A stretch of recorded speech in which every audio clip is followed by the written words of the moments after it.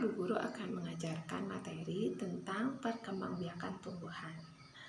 Nah, perkembangbiakan tumbuhan ini adalah materi di tema 1, subtema 1. Apa sih perkembangbiakan tumbuhan? Jadi perkembangbiakan tumbuhan ini adalah usaha tumbuhan agar bisa memperbanyak diri dan juga melestarikan jenisnya. Jadi itu adalah tujuan dari perkembangbiakan, yaitu memperbanyak diri dan juga mempertahankan jenisnya.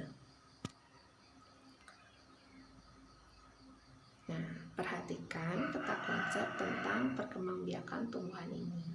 Jadi, perkembangbiakan tumbuhan dibedakan menjadi 2 cara, yaitu secara generatif dan juga vegetatif.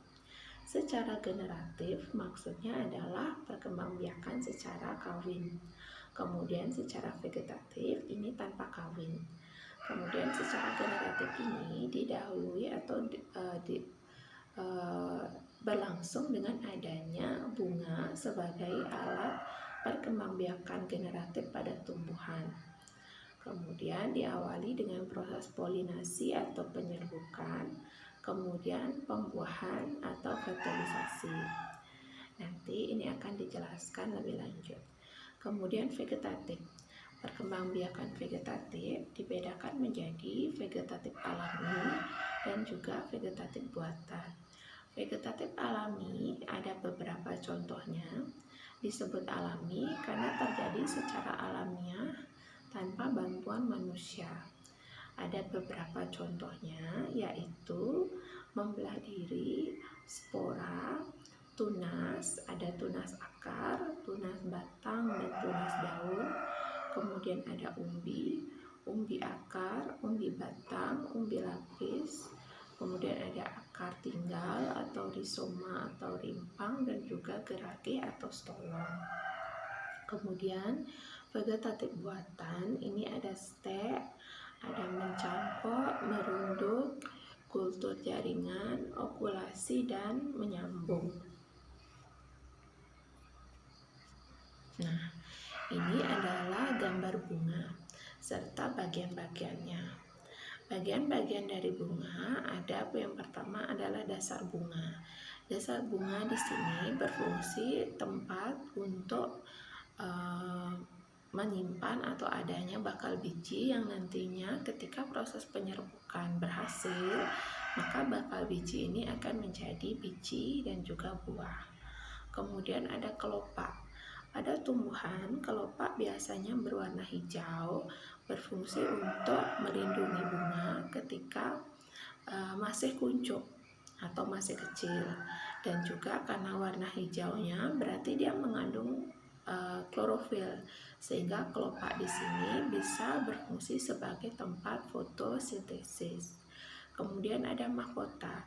Pada tumbuhan, mahkota ini biasanya berwarna-warni. Berwarna-warni bertujuan untuk menarik perhatian serangga agar terjadi proses penyerbukan atau membantu proses penyerbukan tumbuhan. Kemudian ada benang sari yang berfungsi sebagai alat perkembangbiakan jantan. Kemudian ada putik sebagai alat perkembangbiakan betina. Benang sari sendiri terdiri dari kepala sari yang nantinya tempat serbuk sari dan juga tangkai sari. Sementara putik sebagai alat perkembangbiakan betina terdiri dari kepala putik dan juga tangkai putik. Nah, ini adalah proses penyerbukan. Perkembangbiakan generatif akan berlangsung atau sukses apabila proses penyerbukannya berhasil. Penyerbukan ini adalah proses bertemunya serbuk sari dengan sel telur, ditandai dengan menempelnya serbuk sari pada kepala putik. Apabila proses ini berhasil, maka terjadilah pembuahan, yaitu meleburnya sel kelamin jantan dan sel kelamin betina kemudian yang menghasilkan zigot, kemudian menghasilkan buah dan biji sehingga tumbuh menjadi tumbuhan baru. Ini adalah proses perkembangbiakan generatif. Berikut adalah gambar serta jenis-jenis perkembangbiakan vegetatif alami pada tumbuhan.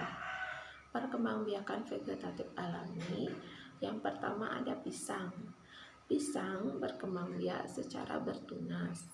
Kemudian ada bawang bombay berkembang biak dengan umbi lapis. Ada ganggang hijau dengan membelah diri. Ada tumbuhan paku dengan spora. Ada arbei dengan gerage, kentang dengan umbi batang. Jadi ini contoh perkembangbiakan vegetatif atau tanpa kawin, tetapi terjadi secara alami tanpa bantuan manusia.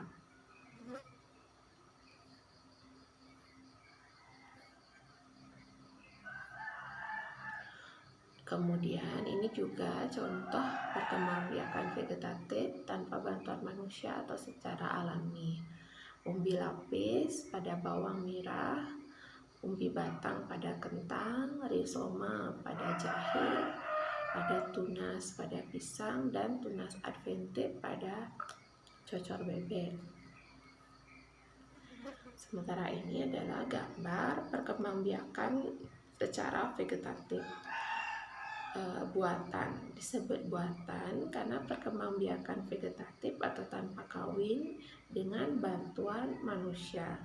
Ada beberapa teknik perkembangbiakan vegetatif buatan. Yang pertama adalah mencangkok, misalnya mencangkok pohon mangga, duren gitu.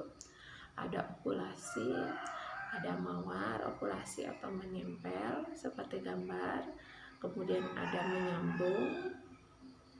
Kemudian ada stek batang, misalnya ketika kita mau menanam singkong pakai stek batang. Kemudian ada merunduk. Nah, sekian materi tentang perkembangbiakan tumbuhan. Semoga kalian paham, dan apabila ada pertanyaan bisa kalian ungkapkan pada grup WhatsApp.